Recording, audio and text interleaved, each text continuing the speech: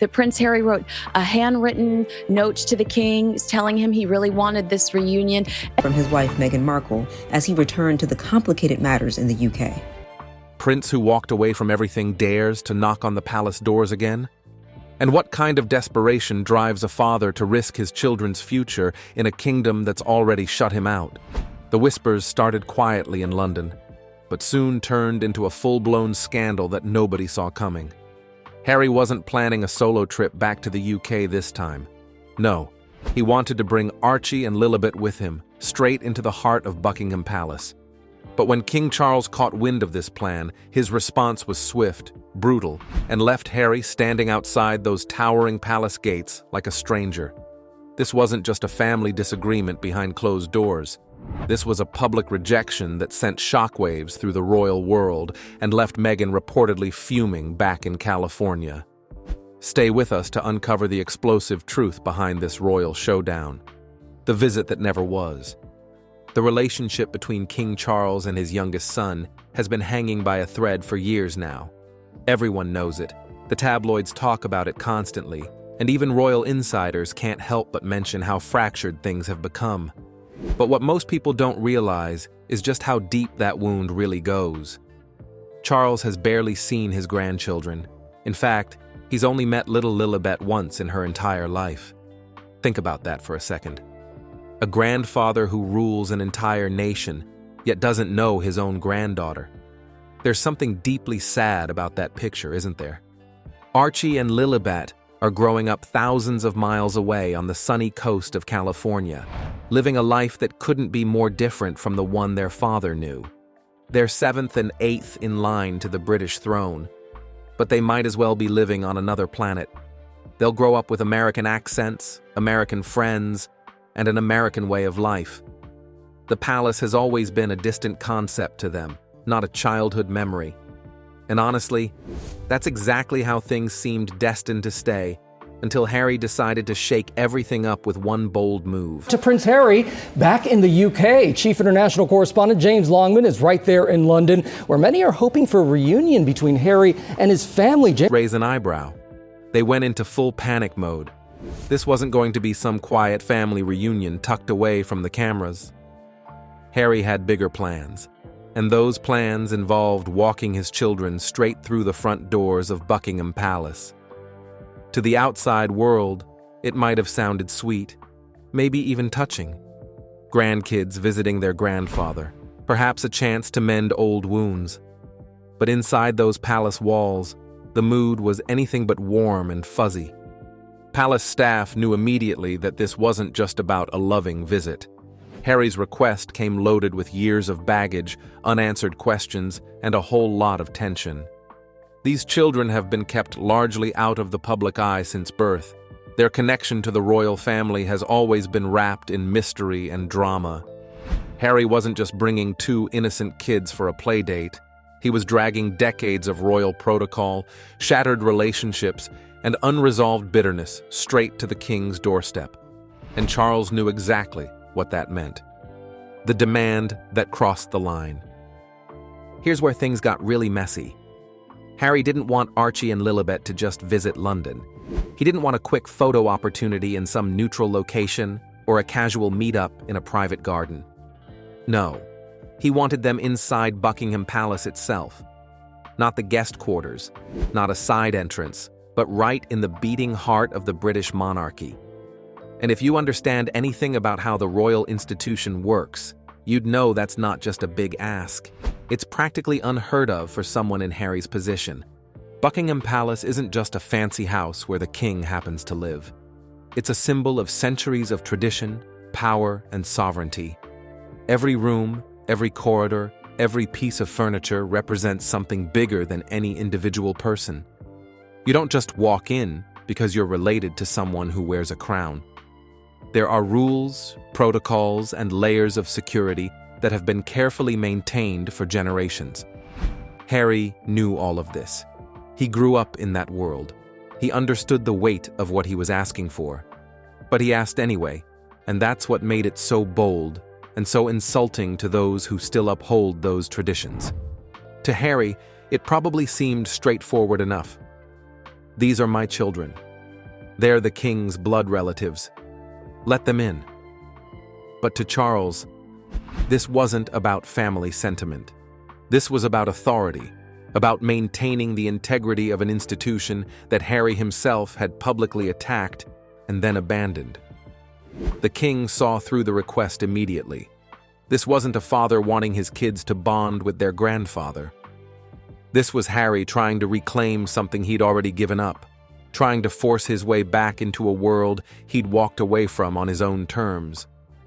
When Charles heard what Harry wanted, sources say his answer came back fast and firm.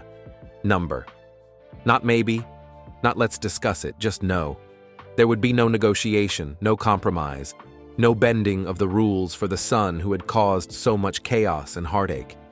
The king drew a hard line in the sand, and he made it clear that Harry was standing on the wrong side of it. This wasn't just a father saying no to his son.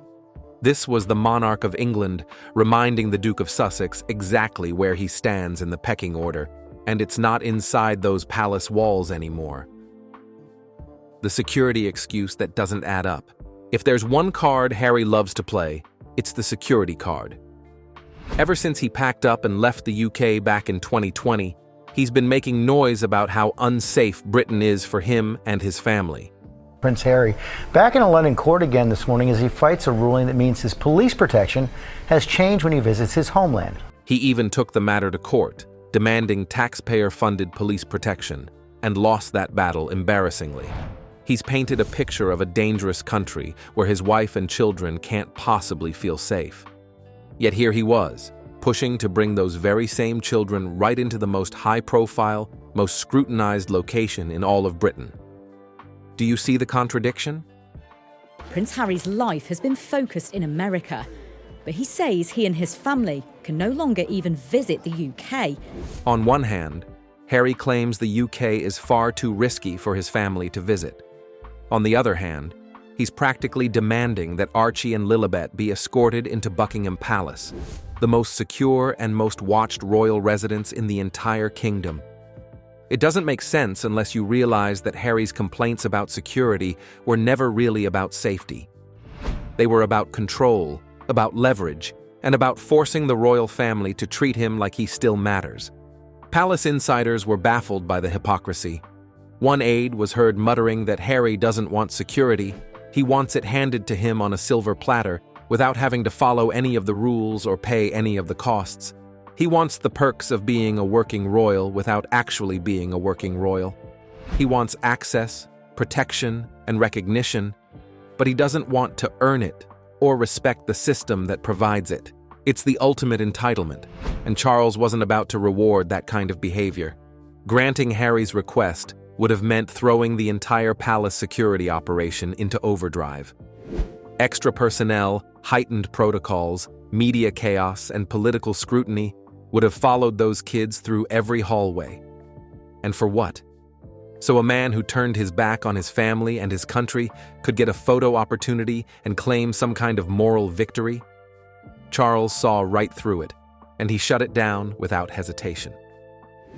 Harry's security complaints aren't about keeping his family safe. They're about keeping himself relevant. The real motive behind the request. Let's talk about what might really be going on here, because the surface story doesn't quite hold up under scrutiny. On the face of it, Harry wanted his kids to spend time with their grandfather. Sweet, right? But dig a little deeper, and a much more calculated motive starts to emerge. Some royal watchers and legal experts are whispering that this trip wasn't about family bonding at all. It was about custody and control. Here's the theory that's been gaining traction behind closed doors. If Harry can establish the UK as a legitimate home base for Archie and Lilibet, it could dramatically shift the power dynamic in any future custody battle with Meghan. Right now, the kids live in California under Meghan's watchful eye. But if Harry can get them photographed inside Buckingham Palace, spending time with the king, suddenly he has proof that Britain isn't just some hostile foreign country. It's their heritage, their birthright, their home. Think about the legal implications for a moment. If things ever go south between Harry and Meghan, and there's already plenty of speculation that the cracks are showing, custody of those children will become a battleground. And in that fight, being able to say that the kids have a recognized place within the British royal family could be a game changer. It's not just about sentiment, it's about jurisdiction, about influence, and about who gets to control the narrative of those children's lives. Meghan would never give up that control without unleashing absolute war. These are the same kids she's kept carefully shielded from nearly every royal connection since they were born. The idea that Harry might try to pull them into the palace orbit without her blessing could ignite the ugliest custody dispute in modern history. Imagine the headlines: California versus the Crown, Meghan Markle versus the monarchy. Netflix wouldn't even need to write a script. The drama would write itself. So was this really about a grandfather meeting his grandchildren? Or was Harry playing a much bigger and far more dangerous game? If the latter is true, then Charles didn't just reject a simple request. He may have stopped a potential custody showdown before it even started. And Meghan's strange silence throughout all of this suddenly looks a lot less like strategic distance and a lot more like simmering rage waiting to explode. Where was Meghan during all of this? Speaking of Meghan, let's address the elephant in the room. While Harry was in the UK getting publicly humiliated by his own father, where exactly was Meghan? She was nowhere to be seen. No statements, no appearances, no carefully crafted Instagram posts or friendly sources leaking her thoughts to the press. Just silence. And in the world of Meghan Markle, silence is never accidental. It's always deliberate, always calculated. Meghan knows exactly how the British media machine works. She's been chewed up and spit out by it before. She knows that if she had set one foot on British soil during this mess, every camera in London would have been trained on her face. Every headline would have shifted from Harry's humiliation to Meghan versus the monarchy round 2. So instead, she stayed put in her Montecito mansion, letting Harry take the fall alone. Some people call that smart, others call it cold. Either way, it speaks volumes about where their relationship might actually be. The bigger question is why Meghan kept her distance. Was she protecting her image, keeping her hands clean for whatever Hollywood project she's cooking up next? Or was she quietly sending Harry a message that this mess was his to handle, not hers? Remember, these two used to present themselves as an unbreakable team, united against the cruel royal institution. But now, when the chips are down and Harry's standing outside the palace gates getting rejected, Meghan's nowhere to be found. That doesn't look like unity. That looks like a carefully constructed distance. And let's be honest, Meghan never wastes good drama. You can bet she's filing this entire episode away, saving it for some future Netflix documentary. Meghan Markle and critics of her new Netflix show. The Duchess of Sussex dropped her lifestyle series on the streamer this week. Or high-profile tell-all interview, where she'll frame it as yet more evidence of royal cruelty and rejection. For now, though, her silence is deafening. It leaves Harry looking more isolated than ever, fighting a battle without his partner by his side, and it raises serious questions about whether they're even on the same page anymore. The questions nobody wants to answer. There's another layer to this story that most people don't want to touch, but it's been bubbling under the surface since the day Archie was born. The endless speculation about the circumstances surrounding both children's births has never truly gone away. From day one, there were whispers, questions about surrogacy, doubts about why everything was handled with such extreme secrecy. No traditional hospital announcements, no doctors making official statements, no proud photos on the palace steps. Just carefully controlled images released on Harry and Meghan's terms. Now, by trying to march Archie and Lilibet into Buckingham Palace, Harry may have unintentionally cracked that box wide open again. Why would King Charles be so quick to slam the door shut on his own grandchildren? Why the firm, unshakable rejection? For some royal watchers, the answer is uncomfortable but unavoidable. Maybe the palace doesn't want to publicly embrace children whose place in the royal line has never been transparently confirmed according to centuries of royal protocol. The Sussexes have never directly addressed these questions. They've dismissed them as vicious rumors spread by online trolls and bitter tabloids. But here's the uncomfortable truth that won't go away. The more secretive they are, the more people wonder. And Charles's rejection, whether intentional or not, only reignites that debate. King Charles has reportedly told Prince Harry in no uncertain terms that he'll ever be allowed to return as a half-in, half-out working royal. Why welcome children into the heart of the monarchy when there are still so many unanswered questions about their lineage and legitimacy? For the British monarchy, legitimacy isn't just a personal matter. It's everything. Every heir, every bloodline, every single birth is documented and recorded for posterity. The entire system depends on clarity and transparency when it comes to succession.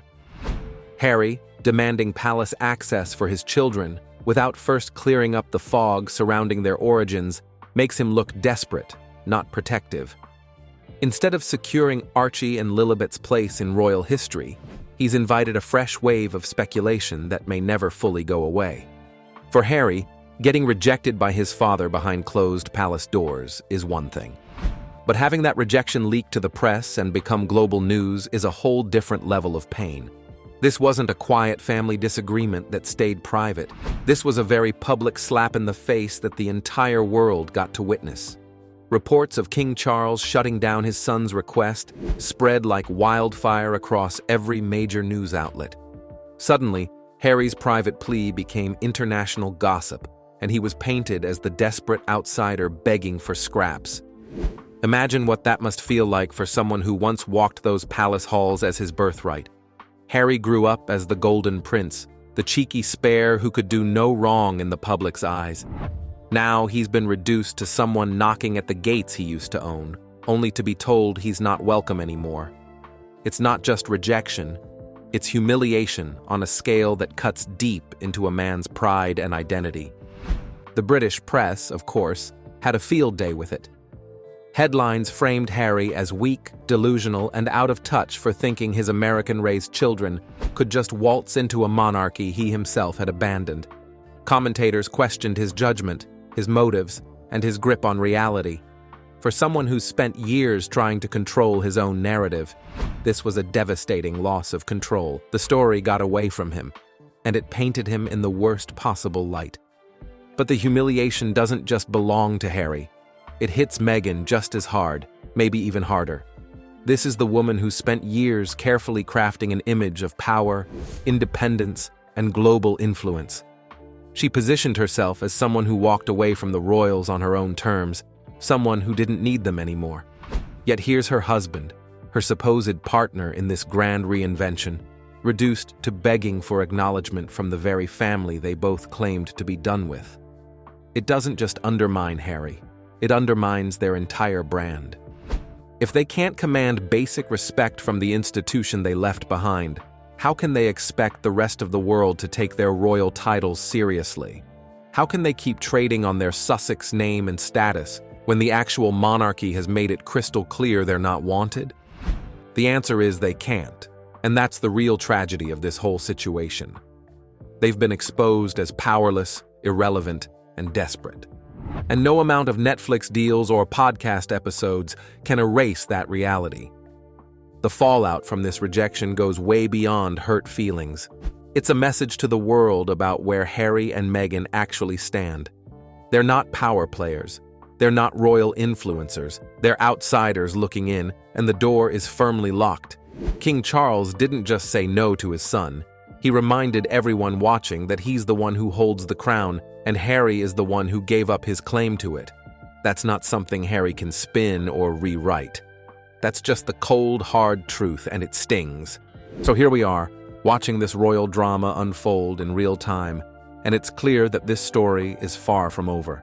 Harry tried to force his way back into the fold, and instead he got shut out in the most public way possible. Meghan stayed silent, raising even more questions about where she really stands in all of this. And King Charles made it crystal clear that loyalty and duty still matter more than blood when it comes to the British monarchy. This isn't just about two kids visiting their grandfather. This is about power, control, and the price of walking away from a family that never forgets. If you found this story as explosive as we did, make sure to hit that like button and subscribe for more jaw-dropping royal revelations. Trust us, this is only the beginning.